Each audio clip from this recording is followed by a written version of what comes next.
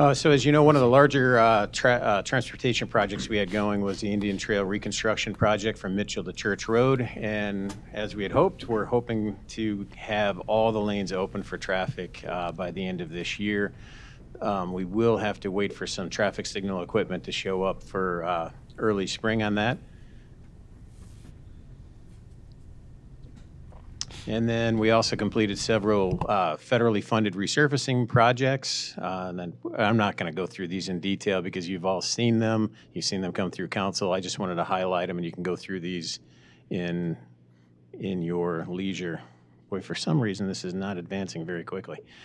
Another big project, Farnsworth built during church. So those plans have been completed this year. They've been bid, and the award process is ongoing right now. It's been through INT, and you'll see it at COW coming up. That includes the selection of HR Green for our construction manager. And right now, we are working on right-of-way acquisitions, easement acquisitions, and working with all of the dry utilities, the ComEd, the Comcast, NICOR, to get their engineering plans done so they can start doing relocates next year. And then hopefully we'll be able to meet our substantial completion time frame of late November for all the improvements south of Bilter Road. And as always, we've did a lot of utility improvements this year, 9,300 feet of water main replacements. By the end of this year, hopefully around 500 lead water service lines being replaced, almost 19,000 feet of sanitary sewer linings. We rehabbed 2 sewer lift stations. We don't do that very often, but I'm very happy to say those were completed. And then we also did 4 sewer separation projects. The Public Works facility is moving along. There's some updated pictures right there. So we did majority of the site work last year and then wrapping it up this year. The building will be substantially complete by December. That's when we expect to get the keys to the building, and then we'll start moving operations over there January, February, and into March with hopefully a grand opening in March. You can see from some of those pictures there, the top left one, that's actually the paving of that massive salt dome. So hopefully Tim Forbes won't see the back of that salt dome ever again because it's now filled with salt, which we're very happy about because we're now at the first time in the history of the city we are starting the winter with the majority of the salt we need for the season in the city of Aurora, where we're not dependent upon that delivery chain during very hectic times of the season. Broadway redevelopment corridor, you're very familiar with this too. We were lucky enough to get through the mayor's office efforts through lobbying. We were able to get a $3 million grant for streetscaping up and down the Broadway corridor downtown. But in advance of that, we've been doing a lot of stuff. Right now ongoing is a sewer separation project up near New York and Broadway, back there behind La Quinta. You saw us do the water main replacement, and we're about halfway done filling the vaults throughout that corridor as well. So on tap next year, we'll be filling the remainder of those vaults and then starting the roadway reconstruction. River Edge Park Music Garden Phase 2. You already awarded the first bid package, which got the foundation work going.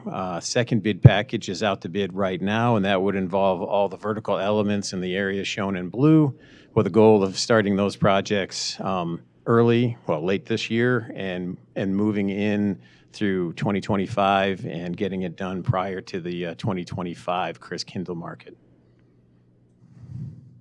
The skate park.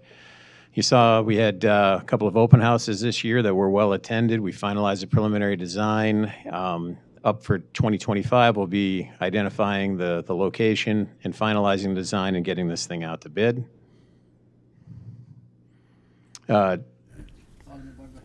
Okay. Do you have like the finalist locations? Like, have you narrowed it down to 3 or 2, or are you still? It's still a pretty broad area. We know we still want to be able to call it the downtown skate park, so it's somewhere in that area. Okay. So yeah, it's still a pretty large bubble. All right. Downtown service maintenance accomplishments. You can see the Joco lot, which is we refer to it as a Joco lot. Previously, the Joseph Corporation owned it. But at Galena and LaSalle, you saw we took that building down, we repaved it, added additional parking stalls, and we also included electrical vehicle charging underground work so that once we select a charging company here coming up in the next couple of months, we'll be able to install those chargers at this location. They also overlaid parking lot H at New York and Middle. Their facility, downtown maintenance, which is now currently shared with electrical until they move, also they put in new fencing around their entire outdoor storage area. And ongoing for the remainder of this year is Riverwalk railing replacement as well as widening sidewalks. Water production. Alderman Lash has a question. Thank you, Mr. Chairman. Just real quick on the previous slide with the parking lot, what are the rules there for residents of some of those nearby buildings parking there, having permanent parking? I know that we own the facility, but their only other option is parking on the street. You're talking specifically the Joco lot? Correct. 14 South LaSalle. Yes. So there are permits issued by Revenue and Collections for the Coltier Court building, also Downer Place Lofts, I believe one other location. So they track those things, and they're able to park by permit in that location. How do they get a permit? Through Revenue and Collections. Thank you. Yep. Water production. We installed a shallow well at Deep Well Site 28, which is always convenient because it's very efficient to do that since we already have the well collector there that brings that water from the deep well all the way to the treatment plant for full treatment. They replaced the valve actuators on 7 filters, and on the right you can see the lead service racks for the continued corrosion control study that they're working on. And now for some proposed projects in 2025. This is what you guys see every year. This is what former Chairman O'Connor asked us to start doing back in 2006, but it's an ongoing list of outside funding sources because he noticed that, we were really going after outside funding, and typically we get anywhere from $10 to $15 million a year of outside funds brought into the city for capital, and this year was an incredibly stellar year. You could see at the bottom right that we secured $24 million worth of outside funds, and what that stems from are the projects in blue increased in funding since you saw them last year, and the projects in yellow are the projects that were recently secured. So, hats off to the engineering team for all of those projects in yellow for trying to get the STP funding lined up with the availability of the funds, and then also to the mayor's office for a lot of those projects in blue for the continuing lobbying efforts to increase those funds. And as always, we'll have a very robust capital project that involves resurfacing, and some of those yellow highlighted areas that I just talked about, that really helps with our resurfacing dollars because a lot of those are federal resurfacing projects, which you see on this next slide. Whoop, I'm sorry, there's one more. Here's another project, Indian Trail, Edgelawn to Highland. You've seen us come through with phase 1 and phase 2 engineering. We hope to get this started next year with IDOT, but it involves resurfacing the entire corridor along with adding new traffic signals. Also an 80-20 split with the feds. Sullivan Road, we plan on reconstructing that at an 80-20 split from Edgelawn to Golden Oaks and start that project next year as well. And now here are some of those federally funded resurfacing projects, and they're scattered throughout the city, so we put them on multiple slides. If you have any questions about them, you can ask, but they're typically just your standard resurfacing projects. And then this one, there's different colors here because the ones in red are funded federally. The ones in kind of that light brown, that's on the contingency list. And what that means is that we didn't get funding this go around, but we're on this contingency list where when local governments fail to meet the crazy number of deadlines we have to meet, as well as the local funding required to stay in the program. When those municipalities fail, that frees up funds to go towards a contingency list. We're very confident we will succeed in getting the funds on the some of these projects in the contingency list funded. And for instance, from the time last week making these slides to today, those top two, Ward 1 and 10 are going to be happy to hear, are now funded. We just got word that we'll be funded for those two projects. So we'll get moving, and you'll see something coming forward soon.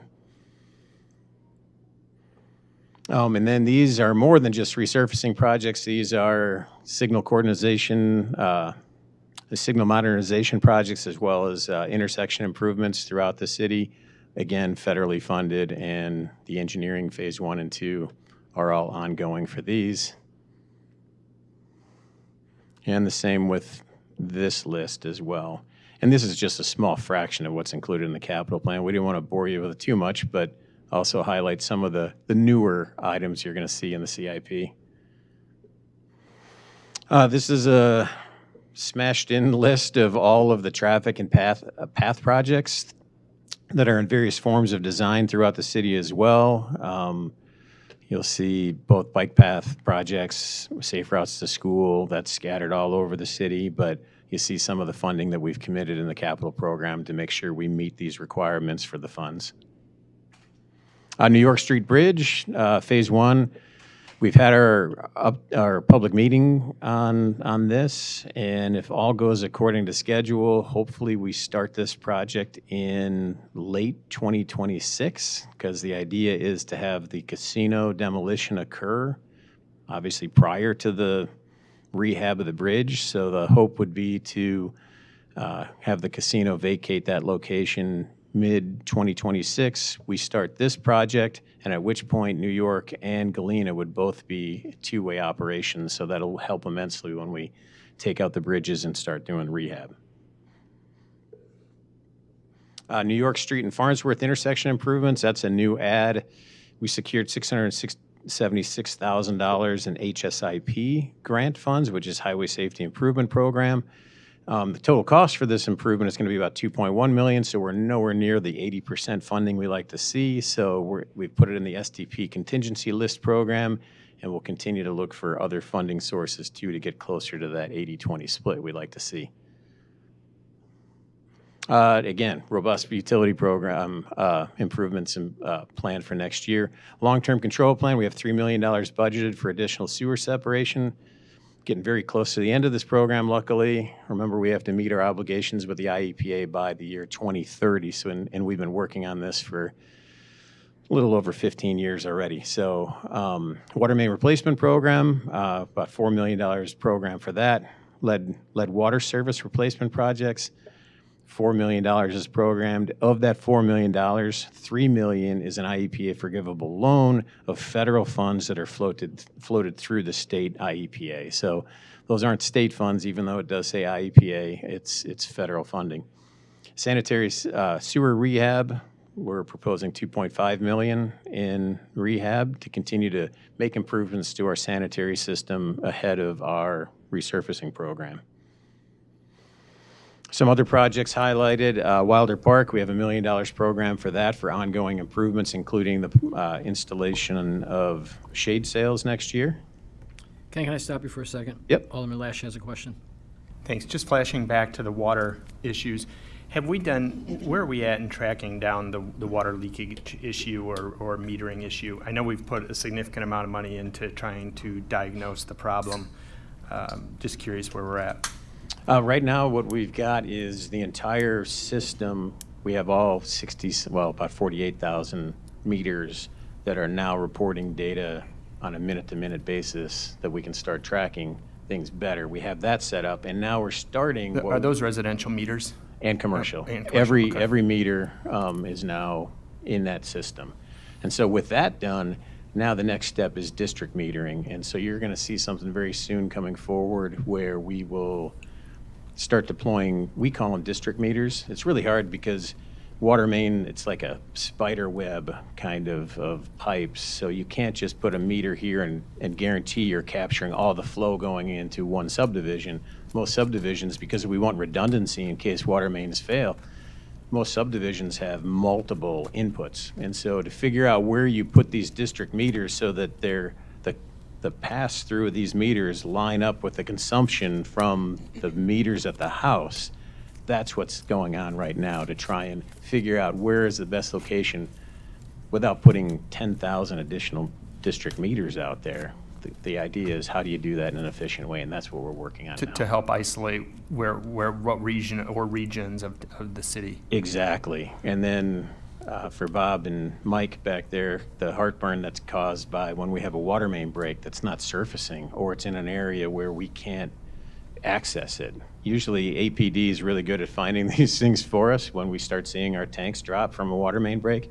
But the hope is having these district meters will allow our operators to instantly tell what section of the 700 miles of main that we're maintaining had a break. And So- any idea when that'll be complete, where we get the district meters in? Sometime next year, we should start getting data from them, but then as we add meters, the accuracy will just continue to increase. Thank you, Mr. Chairman.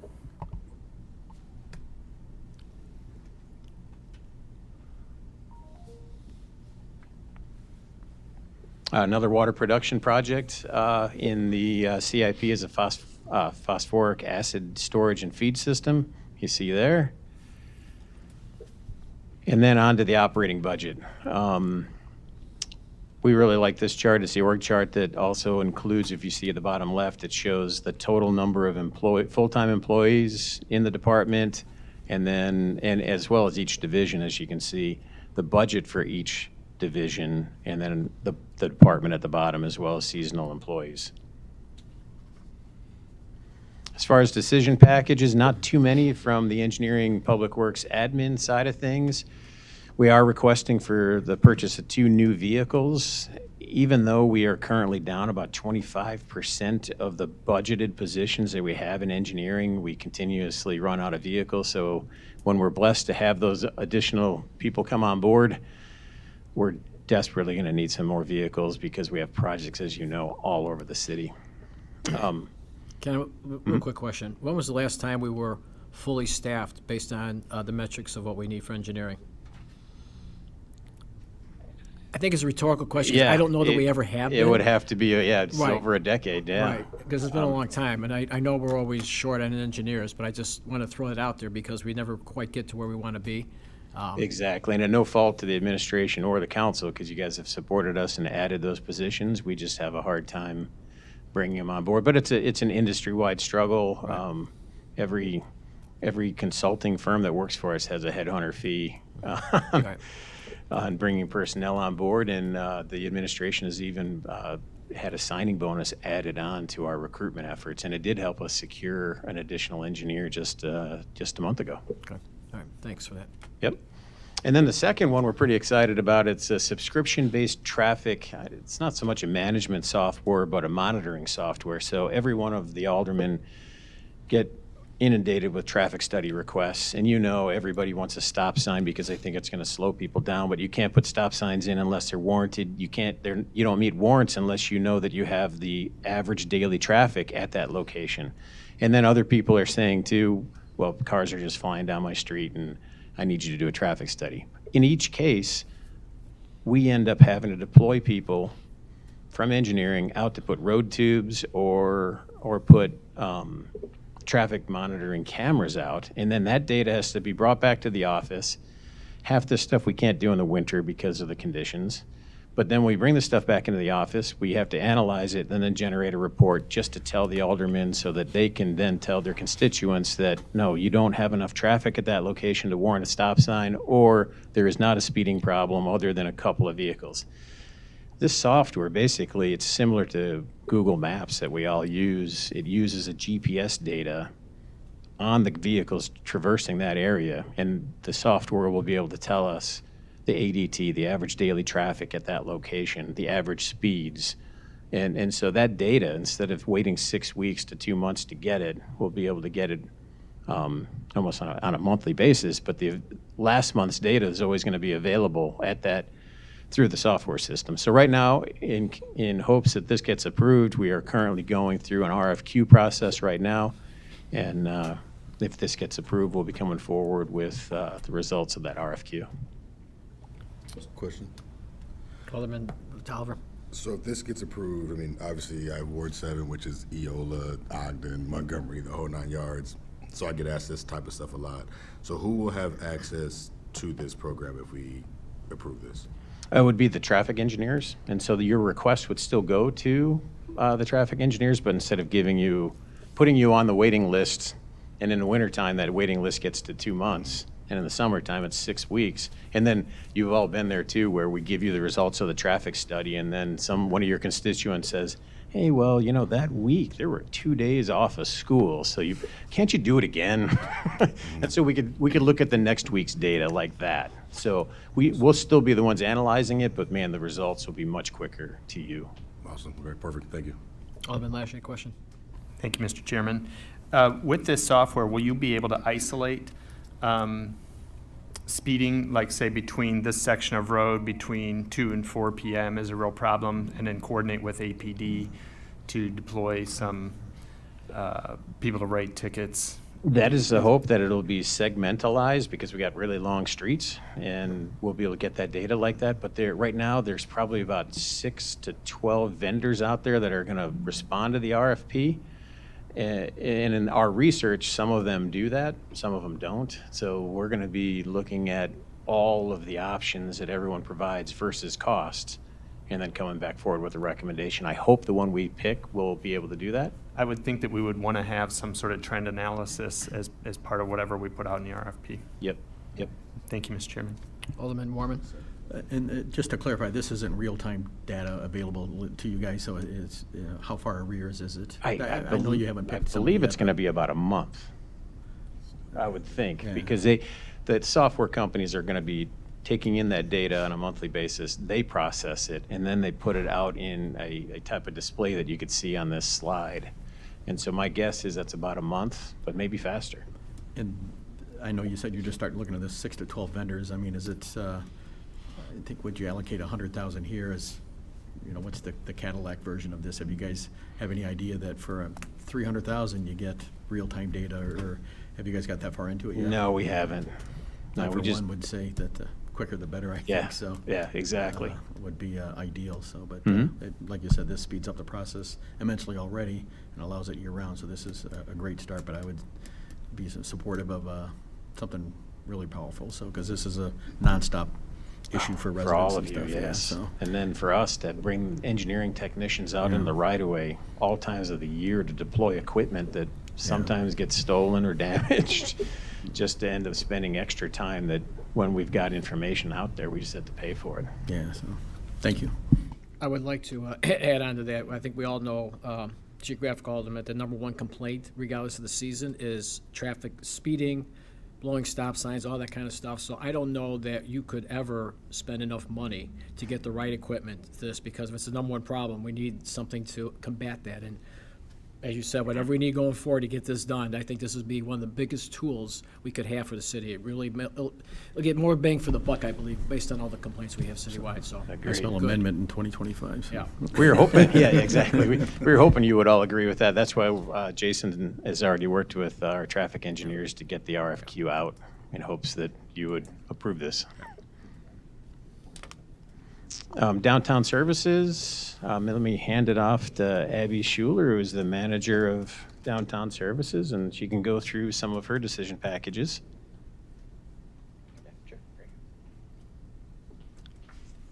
Good afternoon, Abby Schuler, Downtown Services Manager. So what we have here, first decision package is a proposed full-size pickup truck. Abby, can you bring the mic a little bit closer? Oh, There you sure. go. Thanks. Full-size pickup truck proposed. What that would go with is the proposed additional downtown services maintenance service 1 addition. This is addition is needed because of the increased parking lots that we have downtown, and also the increased gardens and just the expanded area that we pay attention to in the downtown services. Next one is installation of irrigation at 6 of the rain gardens. This is on the corner of Downer and Stolp, and it would be on the south side. adjacent to the SIP and the gardens on those corners. It just helps with the decrease of manpower to water all of those gardens in the summertime, and it does allow us to increase the potential of what kind of flowers we can put in there, so they're not always just drought tolerant or something of that sort. The next one is the Holiday Bear improvement. So last year we purchased this Holiday Bear that you see in that picture there. It wasn't a used condition, and we knew that going into it, so we did get a favorable price on it. What we're looking at is, after this season, is to have the garland and the lights improved on it so that it will last us many, many more years. The next one is the addition of a greenhouse. With our move over to 339 Middle Avenue eventually, we have one greenhouse there. We'd like to add another greenhouse, and this is proposed to increase the number of flowers that we can grow ourselves economically, but also to try to grow the hanging baskets, which has become a real cost impediment on our budget. So that's ever increasing, and we do have the seasonal change out that we're doing a lot more this year, or this time. We're changing out for the springtime, we're changing summer, but we're also adding to the fall. And that just has to do with all of our events downtown that we're trying to just step up the game. The last one is to mill and overlay Lot C, which is on River between Benton and Galena. There's a picture of it there. We're kind of rotating the overlays downtown to try to make some improvements in the parking surface lots. Chairman. Thank you, Chairman. I just wanted to give compliments for very beautiful flowers throughout the summer in downtown area. Thank So, you. Thank you. Great job. Thank you. Any other questions? Alderman Lash? Thank you, Mr. Chairman. With the additional maintenance worker one, I know that we've used some private services to maintain the rain gardens in the past. Will this new maintenance worker one position replace that along with the irrigation system? The maintenance service one worker would just add to it, yes, so we could alleviate some of the subcontractors that we use for some of that, but it also to help us in the wintertime with the plowing and the additional surface lots that we have. Okay. Beneficial. And it might be a minority opinion, but I think everybody knows I favor an electric vehicle on the F-150. So, Gotcha. thank you, Mr. Chairman. Good. That question, so we know the big umbrella on that was asked early on in the process, and our department said whenever we feel it appropriate to get electric vehicle because of what it can do or what it can't do, then we do. If we can't because it doesn't, for safety reasons, or it doesn't have enough oomph in it, then we go the other way. So it's always on our mind. So we're always going to do that when we can, but sometimes it's just not available. And that was the blanket response from everybody. So we just know that going forward. Thank you. Very good. Any other questions? Thank you. All right, thank you. Thank you. Next up would be Electrical Division. There's only one decision package for them, and that is the need for an additional pickup truck. The Electrical Division responds to anywhere from 18 to 25,000 Julie locate requests annually, so they're all over the city, and there's no need to be driving a ladder, not a ladder truck. Help me here. Bucket truck. Yeah, there we go. Sorry. No need to be driving a bucket truck that costs $140,000 all over the city and adding miles. So the thought was to buy a smaller vehicle that could still haul the tools that they need, but get them around the city in a much more efficient manner. And then next up would be water production. Superintendent Bob Lively will walk you through those two. Good afternoon, Bob Lively, Superintendent of Water Production Division. So we just have two decision packages this year. The first one is fairly significant for us. It's the rehabilitation of 6 finished water distribution pumps that you see in the picture there, numbered 1 through 6 from front to back. Those move about 70 to 75% of the water that we supply daily to the city. The mechanical parts of those were last rehabbed in circa 2008. And so we are wanting to slowly rehab those and restore their finished water capacity because they do lose capacity over time. That'll also hopefully reduce the risk of any kind of sudden failure by doing that mechanical work. So we'll commence with that in 2025. Probably take us 2 years to get through all 6 of them. And then lastly, our favorite topic is lead, and the US EPA has made the regulations more stringent. Beginning next year, we're going to have to do a lot more sampling, and sampling for lead occurs in customers' homes. So our lab staff is going to be excessively busy doing that next year, and we've always been very frugal with our vehicle requests, so we're looking for an additional vehicle so the lab can get out and do that sampling when it's needed. Questions or comments? Alderman Bug. Just an overall question. As we move forward and push toward 111th Street with the additional phases of the Lincoln Prairie development, residents have asked me, you know, as they see it happening, to ensure that we have no problems with water going out that far, which will now be the furthest region of the city out south. Well, I would defer to Ken, but we do use a hydraulic model. That's a computer model that takes into account the whole design and distribution system and allows us to predict and design for any kind of new storage or larger water mains and so forth. Correct, and I'm happy to report that model is what prevented us from having to build a tower out there that would just stagnate water, and instead identify 2 water main improvements in the south side of the city that would push water to that area that Alderman Bug talked about.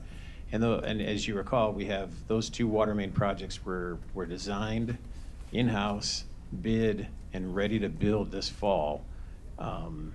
And we finally, as of this week, are getting headway with approvals from ComEd and the railroad. And since the contract's already been awarded, we have hopes that they'll get those projects underway before the end of the year. Mind you, those 2 projects have to be done before the complete build-out of Del Webb and the commercial corner right there. So we have plenty of capacity as it stands right now. We never want to be an impediment to development. Excellent, thank you. Any other questions on this? Thank you. Thank you.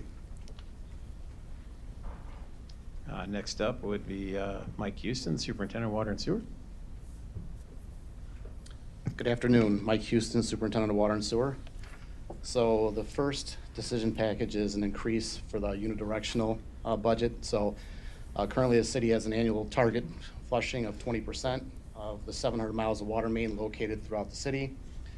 In recent years, the budget to accomplish this has grown, and in some cases, budget transfers were needed or a lesser amount of flushing was completed.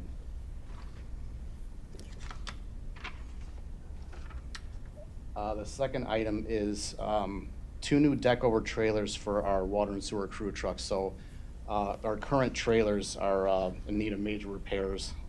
They're over 30 years old, which also is a safety issue too. So the trailers are oversized for our needs and are hard to maneuver in tight areas. So we're looking to get smaller, more compact trailers, which will make it easier for drivers to navigate roadways and the job sites that we travel to. The third item is an easement machine. That's that funny machine with the tracks on it. So our sewer trucks have limited access. So this easement machine will allow us to clean storm and sanitary sewers in areas that cannot be reached with our normal equipment. So having this ability to clean sewers in hard-to-reach areas will decrease the possibility of sewer backups and flooding. So if you can imagine areas that are off-road that we can't travel with our large yellow sewer trucks you see traveling around the city, we're able to hook this machine up to the front and go off-road with it. So instead of buying a smaller machine, this is quite a value in comparison. So. The next item is a new light tower. So our current light tower is over 15 years old, which use the old filament type bulbs and they burn out all the time. So the new light towers have newer technology, LED bulbs, and they're more reliable and give off more light, keeping the employees safe during nighttime jobs and digs. So The next item is a mini track excavator. So our current mini excavator is 21 years old. It's showing its age. So we'd like to trade in the existing excavator for a newer, reliable machine.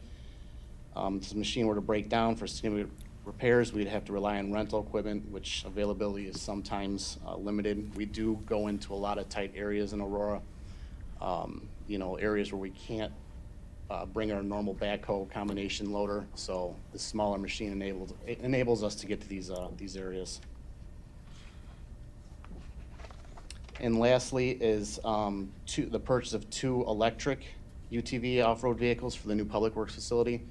So as you all know, it's a big facility. So in order for us not to tie up fleet vehicles, we're requesting the purchase of 2 electric utility vehicles in order to navigate the site. Any questions? I have a question about the mini track excavator. Mhm. So we're gonna trade it in. Yes. So what do we think percentage-wise we'll get with the old one for the new one? Is that $80,000 include what the value is for the other one, subtracting that? Subtract from our trade-in from the $80,000. So, and I would imagine our current machine, if I were to guess, we'd probably get 15,000 for, 15,000, okay. give or take, so. Okay. All right, thank you. Any course. other questions? Thank you so much. Thank you. All right, next up would be Superintendent of Streets, Tim Forbes. Afternoon, Tim Forbes, Superintendent of Streets. So we're looking at getting quite a few different things that we need to upgrade or just replace because our stuff is getting old. The main thing is a brine machine. We're looking to replace the one that's 20-plus years old. We're going to a new facility. We're looking for more capacity for gallons per minute. The newer machine will allow that because our goal is eventually to get 4 trucks, pre-wet more and more streets, because the more we do that, it buys us time to get equipment out there when a storm first starts. Versus if we don't, then we can see icing and stuff. This just helps us, keep our roadways safe. We're looking for vehicles.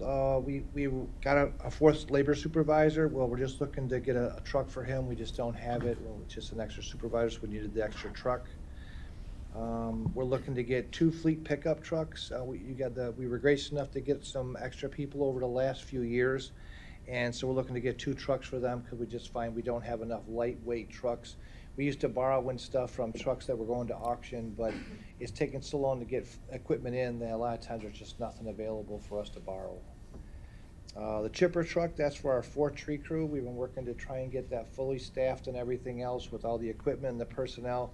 This will be the last piece of the puzzle to have that 4th tree crew ready to go, up on every day basis. Looking for 2 zero-turn mowers. We do a lot of mowing crews route 5 days a week. Some of our mowers are actually hand-me-downs we got from other places, and we've been keeping them together as long as we can, but we're at a point that I don't feel comfortable going to the next season without replacing them because I may not be able to keep up with the mowing if they were to go down. Paint machine and the power-driven units that's what we use that for your curbing when we paint all the yellow curbing and stuff. I said again, we've been trying to keep these together. The driven unit, I personally have put 3 motors on that thing, so it's been around a long time, so it's just time to get rid of it and then update it.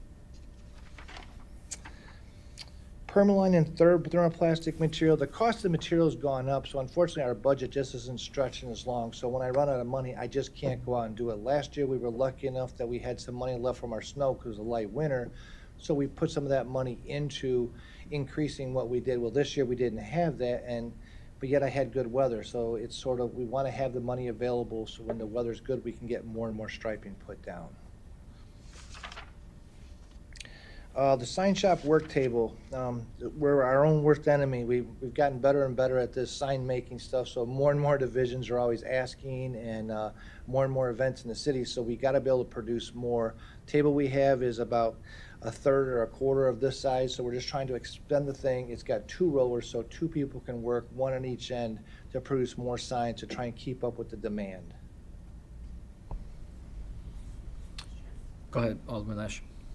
Just on the sign shop, is that going to be in the new building? Yes. And then are we getting a second person? Do we have the demand yet for a second person to help? We in already that have two department? people in Do we? there. Okay. We just have the table with one roller, so it's just, you can only make one sign at a time, where this will give us the ability to make two. Printers can print off as many as we want, but we can't put them together unless we have these rollers. Awesome. Thank you.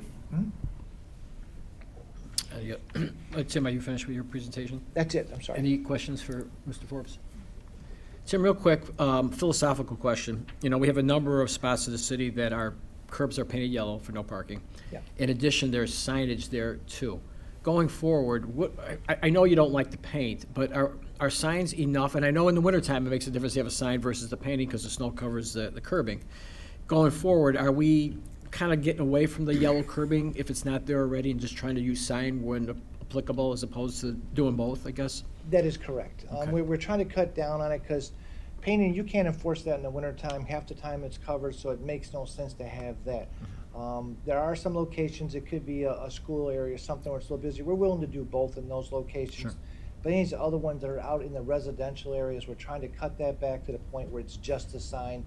So some of it, like we went through and did the whole city this year. If you have any yellow curbing in your wards where you see it's not painted yellow, there'll be a sign there, and that's the reason we did not paint it. We're trying to let it fade Sure. and go away. Right, and then, of course, not only the aesthetics or the enforcement of it with snow, it's the cost of the paint and Absolutely, repainting because and we paint repainting. the whole city every 2 years. We paint schools in downtown every year.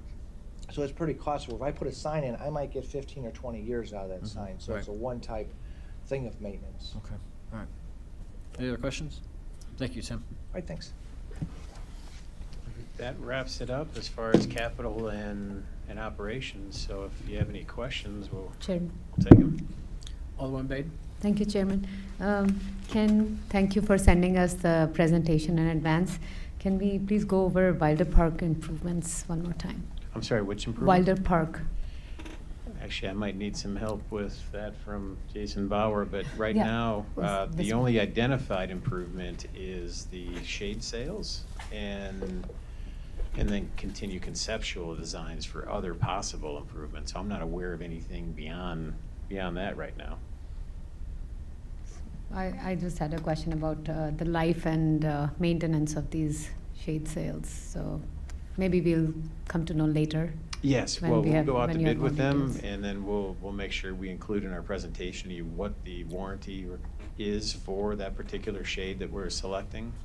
So that design hasn't occurred yet, so we'll have more information on that if this is approved and we move forward with it early next year. Thank you. Yep.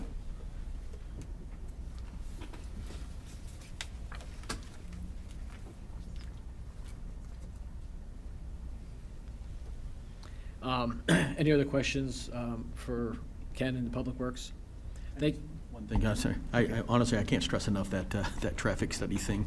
I think the more the merrier on that, as far as dollars and stuff allocated to that, because like, I mean, if I hear it, I can speak for John, but hearing that kind of thing, I just think that something good, something that's gonna last a long time, something that's can provide that clear data, I think is a win for everybody, so. Great, thank That's you. the last time I'll mention it until I see you again, so. Board funds. Thanks. Oh, you don't have that much. Any other questions for Public Works? Well, thank you, Ken, for the presentation today. Thank you. Appreciate it. And I want to thank the number of people that came today, in addition to the Finance Committee. So thank you, guys. We almost got the whole City Council here on a fifth Tuesday week. Pretty shocking in itself. Anything else to come before us today? Motion to adjourn. We have a motion to adjourn by Alderwoman Bate, second by Alderman Warman. All in favor, say aye. Aye. And we are adjourned at 1:47, and we'll be back tomorrow at a 1 o'clock special finance meeting. Thank you. Yeah. I called you earlier. I called you for